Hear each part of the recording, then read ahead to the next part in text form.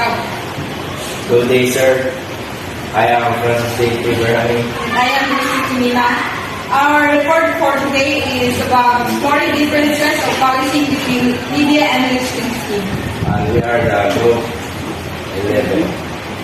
Contents: Introduction, Concept of Police, Comparative Police System, Comparative Criminal System, Comparative Court System, Comparative Correctional System, Comparative Juvenile Justice System, International Criminal Justice, and Notable Organized Crime Group and Terrorist Crime Group.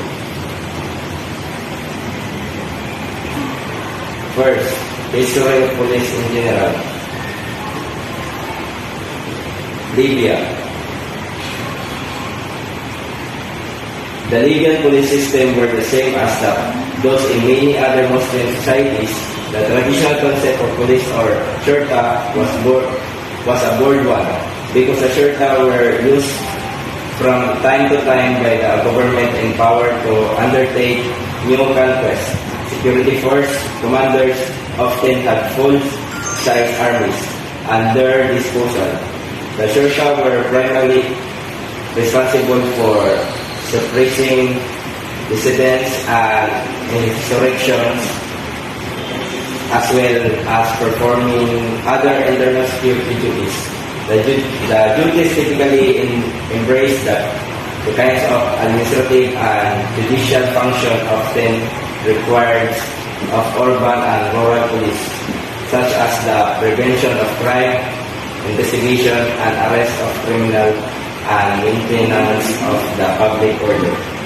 So in Cristy, the National Police of the Principality of Cristy in German, Landespolizei, the first that comes to the Cristy, is the National Police Force of Cristy. It is composed of 125 employees with 91 officers and 34 staff excluding the security corps. Cristy maintains a unilateral treaty which enables cross-border cooperation between the police service of the three states. Cristy is also a member of Interpol and a signatory to a variety of other treaties. The Cristy National Police is a country-single police force.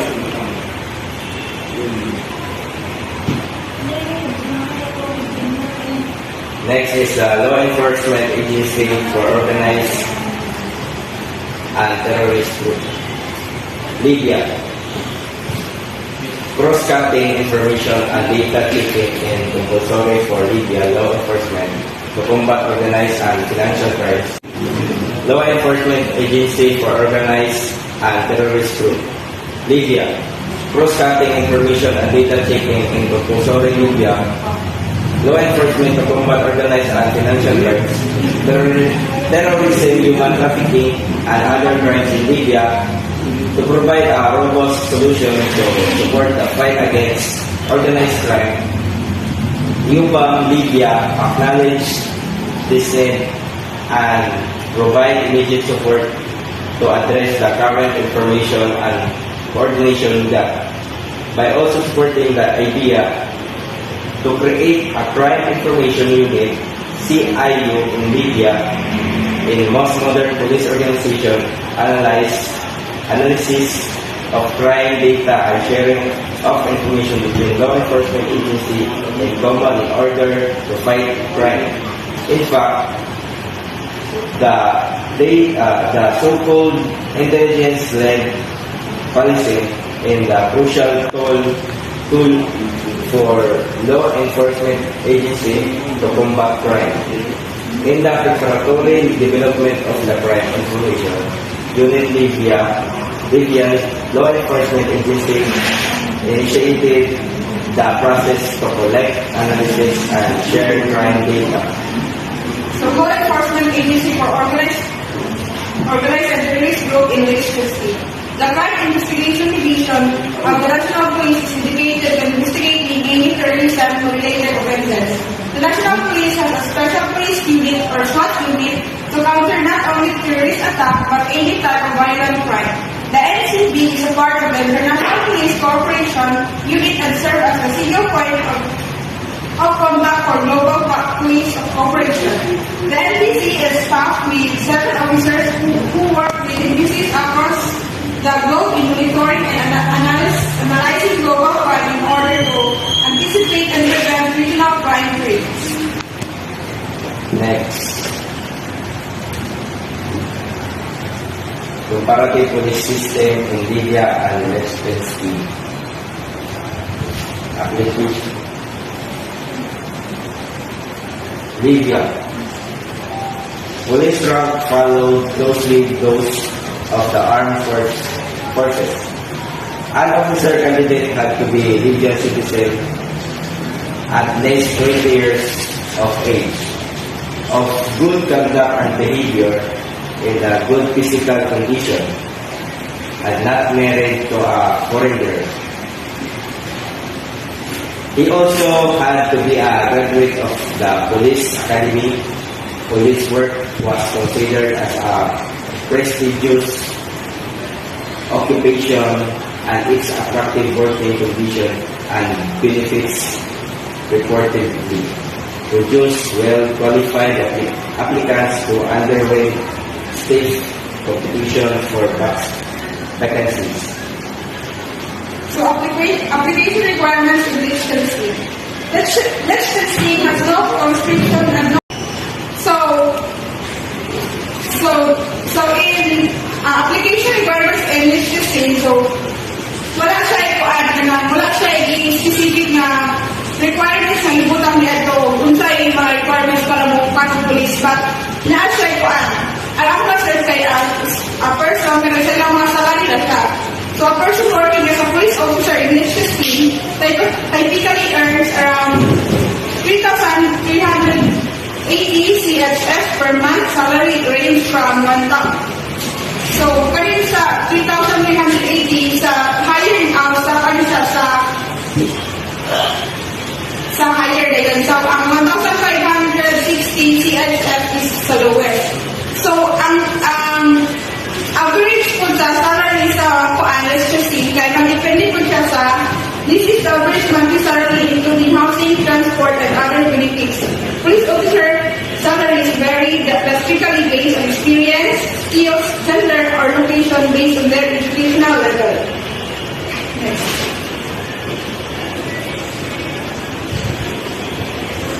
Organized structure. Libya. Operation Dignity Forces. Military Police, Libyan National Army, Military Intelligence, and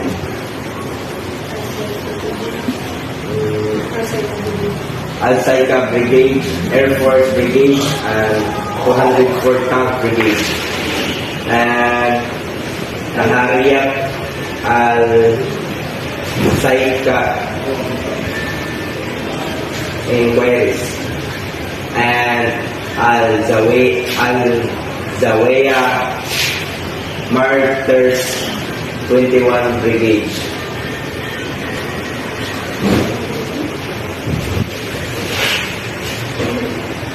So, in Liechtenstein, the organizational structure divided in 4 sections, which are security and traffic control, criminal investigation, executive support, chief of staff and commissioner office, and security corps. Next. So let's go to power and function of Libya and Liechtenstein. Libya. In 1971, new separate agency to handle civil defense and fire protection were provided for by law. Ministerial decrees established other units such as the Central Traffic Department, the Central Department for Criminal Investigation, the Arab International Criminal Police Bureau, the Port Security Department, the Identify Investigation, and the Police Training Department. A special police law promulgated by the RCC in January 1972 spelled out the new function of the police force, which was formally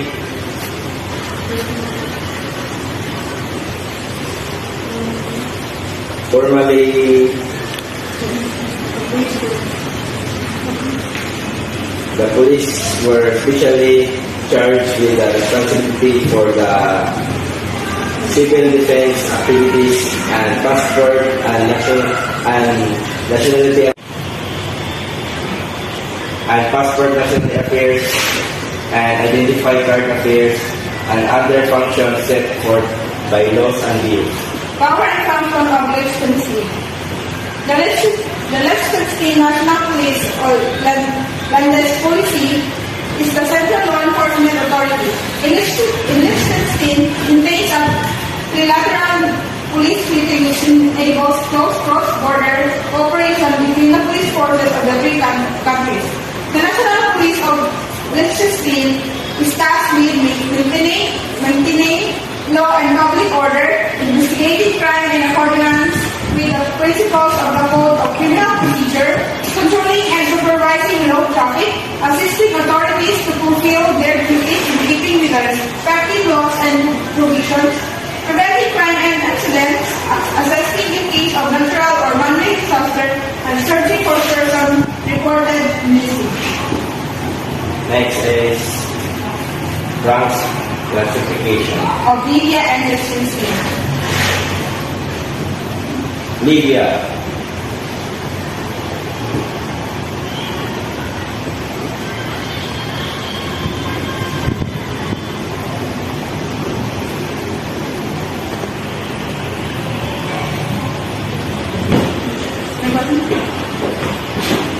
Libyan rank classification. In Libya, Libyan group, Libyan Ground Force and Libyan Navy, Libyan Air Force, Libyan Ground Force, and Libyan Air Force. So in Liechtenstein, there are ranks bag. So there are the ranks bags. Makukabalo kung sa ilang ranks, kung sa ilang pinakadako, kung sa ilang pinakataas kayo, wala kabutanga. Wala kabutanga. Next.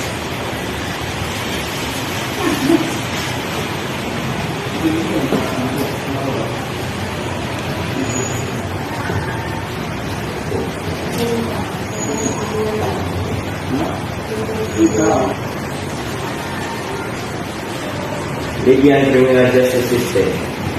The first is four main stage of the justice system in Libya. First is evidence gathering, analysis, and first stage of the Libyan criminal justice system.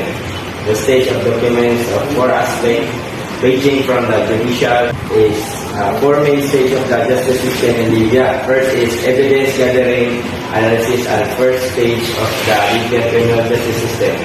The stage of documents of four aspects, ranging from the judicial officers and the duties thereof to entering the searching house and searching person. Second is preliminary investigation, analysis, and second stage of the Libyan criminal justice system. The stage documents 18 aspects, ranging from the public, prosecution, and criminal aspect, criminal case to public prosecution, investigation into felonies and misdemeanors. Third is rights.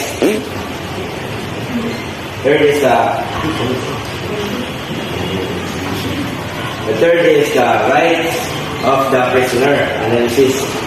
The fourth,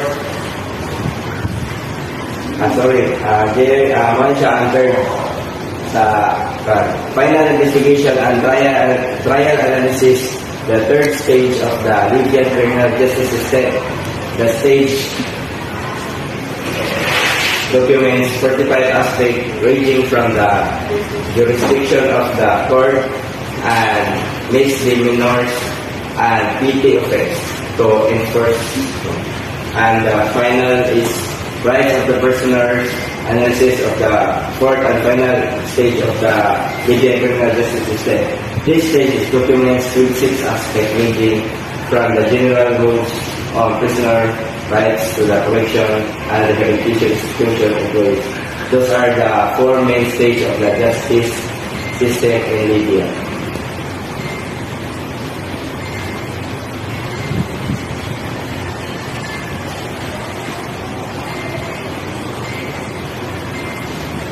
Justice in criminal justice system. Jurisdiction in civil and criminal matter is exercised in the first instance by the Court of Justice, in the second instance by the Court of Appeals, and in the third instance and final by the Supreme Court. So prosecution. In the cases where the public prosecutor deems that the report or complaint indicates that there is sufficient ground for a criminal prosecution, he is requested the examining magistrate to initiate a preliminary investigation. The latter notifies the prosecution. In the cases where the public prosecutor deems that a report or complaint indicates that there is sufficient ground for a criminal prosecution, he requests the examining magistrate to initiate a preliminary investigation. The latter notifies the public prosecutor of the result of this investigation, and on the basis of these findings, the public prosecutor decides whether to issue indictment or drop a case. So courts and function of those listed in jurisdiction of the court country, Lanzaret, decided by one judge which decides minor civil cases and summary criminal offenses, the juvenile court and the Scotlandry, a court of misdemeanor, the criminal court, criminal jury is for the major crimes, and other courts of mixed jurisdiction are the assize court, the superior court over jury, and the supreme court over officer jurisdiction.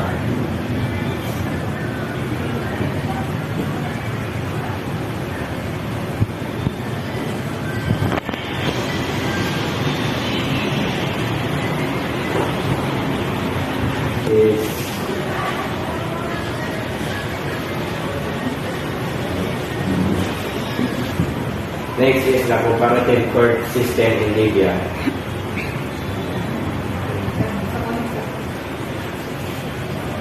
Libya, the judicial court system is comprised of the four tiers of courts in the descending orders. The Supreme Court that operates as the court of the final appeal on legal matters and is organized by an independent Law 6/1982, subsequently amended by Law Number 17/1994, Law Number 8/2004, and Law Number 33/2012. The head of the Supreme Court is appointed by the legislative authority. The court of composed of the five chambers, civil and commercial, criminal, administrative, constitutional, Sharia cases are seen by the panel of three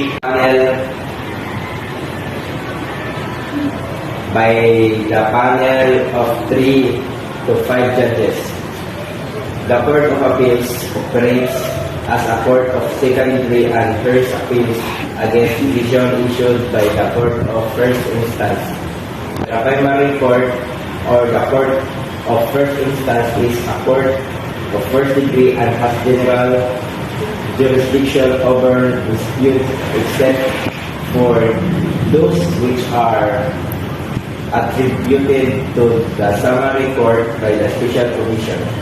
This court also operates as a court of appeals for cases issued by the summary court. Thus, the summary court sits at the bottom of the judicial system and is presently located in most small cities and towns. The comparative court system in Liechtenstein. The Supreme Court of facilities. So next, comparative correctional system in Liechtenstein. So in Liechtenstein, there is one prison. Prisoners who are able to work, they are allowed to spend 1 hour a day outside. The remainders of the this time is being spent in their cell. Saturday, visitors are allowed. Sunday, there is the opportunity to spend time together with the other prisoners. Cells are simple and functional. As in other prisons, there is not television, but there is radio. Here is a photo of the cell of the prison in Liechtenstein. As said, prisoners have to work while on the prison has the obligation to arrange for full-time work. You can imagine there are many factors that make this impossible in practice. Work is somewhat paid and the money is partly used to pay for facilities. In the prison, one of the workshops look like this. Next is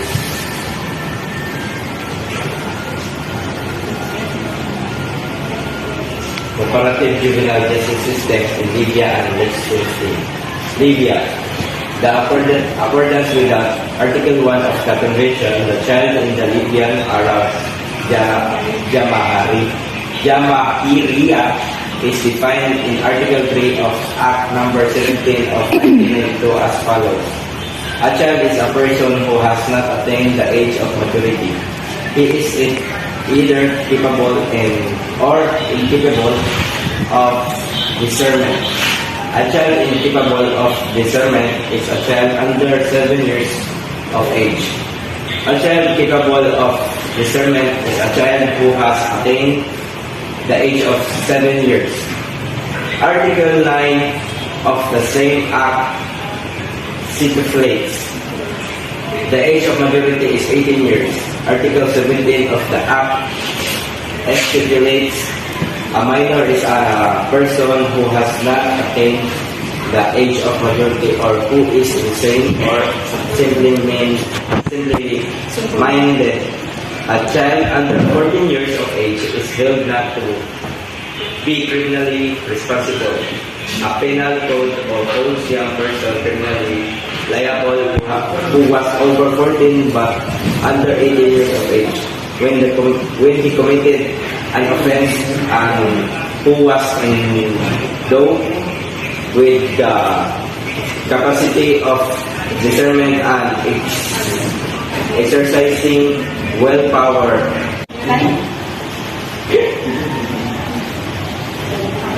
However, the penalty imposed on him is reduced by 2/3 if a criminally responsible young person commits an offense that carries the death penalty or life imprisonment. Those penalties are commuted to a term of imprisonment of not less than 5 years. A convicted minor served his sentence in a facility reserved for criminally liable juveniles, where he is subjected to a special regime of education and guidance designed to serve as a deterrent and to prepare him to become an honest member of society. Article 81 of the Penal Code. So in Liechtenstein, the age of majority under civil law is 18 years in Liechtenstein. The rules are more differentiated under Liechtenstein criminal law. A person is considered underage if the person has not yet reached the age of 14, and adolescent if the person has reached the age of 14 but not yet 18. And the minor if the person has not yet reached the age of 18. The age of consent for the criminal offenses covered by the convention is 18, unless the offenses are prosecuted regardless of age, or if the convention lets the state parties define the age of consent in criminal trials. Victims who are minors are given the protection required under the Constitution of the criminal proceeding. Next is International Criminal Justice, Libya and Liechtenstein. Libya. On 26 February 2011, the United Nations Security Council unanimously referred the situation in Libya since 15 February 2011 to the ICC in the resolution 1970-2011. The investigation which opened in March 2011 thus far produced 3 cases, originally against 5 suspects and and has involved charges which include the following crimes: crimes against humanity, murder, imprisonment, torture, persecution, and other inhumane acts, war crimes, murder, torture, through treatment and outrage upon personal dignity. The arrest warrant, example, the arrest warrants against Muammar Mohammed Abu Minyar Gaddafi was withdrawn on November 22, 2011 due to his death. Next example is the warrant of arrest for Saif al-Islam Gaddafi was issued on June 27, 2011. Next is case also involved charge Muammar Gaddafi and Abdullah al-Senosi. Case warrant issued on Muammar Gaddafi and Abdullah al-Senosi. Case warrant issued on June 27, 2011. Next is case against Abdullah al-Senosi was declared inadmissible on October 11, 2013. Next is case against Muammar Gaddafi was terminated on November 22, 2011 following his death. And the last couple is Al-Werfani case closed. The arrest warrant of arrest was issued on 15 August 2020. The second arrest warrant was issued on July 4, 2018. While in this in the International Criminal Court or ICCT is an intergovernmental organization and international tribunal seated in the Hague, Netherlands. It is the first and only permanent international court with a jurisdiction to prosecute individuals for the international crimes of genocide, crimes against humanity, war crimes, and the crimes of aggression. It is distinct from the International Court of Justice, an organ of the United Nations that hears disputes between states. It is a major step toward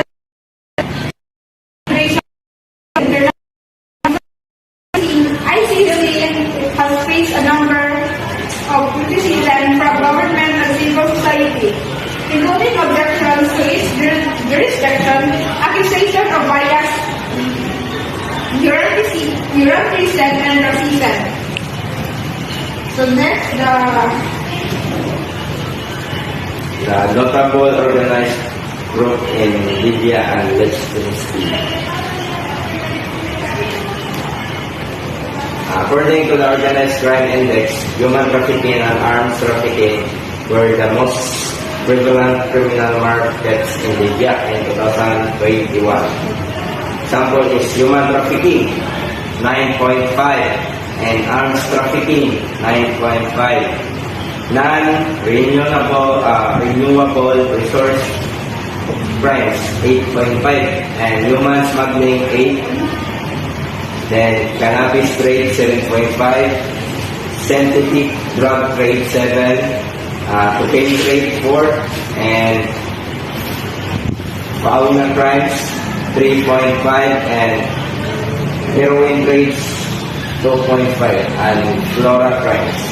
So, and in Liechtenstein, there is no notable organized crime group in Liechtenstein, but there are crimes happen in Liechtenstein like fraud and money laundering that are examples of crime happen in Liechtenstein. So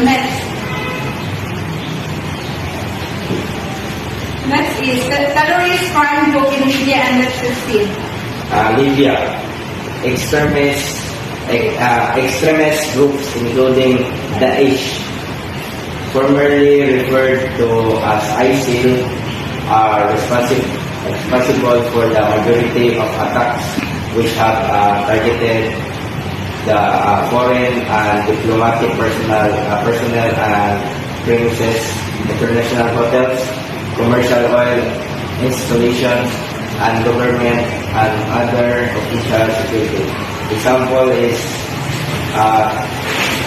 On 7 and 14 June 2021, Daesh claimed the responsibility for the separate bomb attack on Libyan security forces in Sisan province. And southern Libya, Daesh claimed the responsibility for the terrorist attack on the High National Election Commission in Tripoli. And the second is on May 2, 2018, attacks on the National Oil Corporation in Central Tripoli. And the next is further attacks on the National Oil Corporation in Central Tripoli on 10 September 2018. And the Ministry of Foreign Affairs in Tripoli on December 25, 2018. And in August 2019, a firebomb explosion in the eastern city of Benghaz. And on November 24, 2018, Daesh claimed the responsibility for an attack on the central Libyan town of Tazir. And October 4, 2017, at least 4 people were killed and many were wounded in Daesh suicide bomb attack at the main court building in the city of Misrata. And on August 23, 2017, at least 11 were killed in Daesh attack on the checkpoint in the central Euphrates region. And October 2, 2016, a Dutch journalist was killed in Turkey while reporting on the fighting between pro-government force and Daesh regional extremist group, including Al-Qaeda and the Islamic Maghreb operate in the border areas of the northern Malay, Niger and Algeria. They have the proven northern capability for traveling long distance to carry out the attack. Terrorist group including Daesh and Al-Qaeda and their affiliates routinely use in kidnapping as a tactic and capable of conducting kidnapping across the borders. So in election scene, there is no recent history of the recent election scene, but there are crimes that happen. So that's all for our report, and thank you.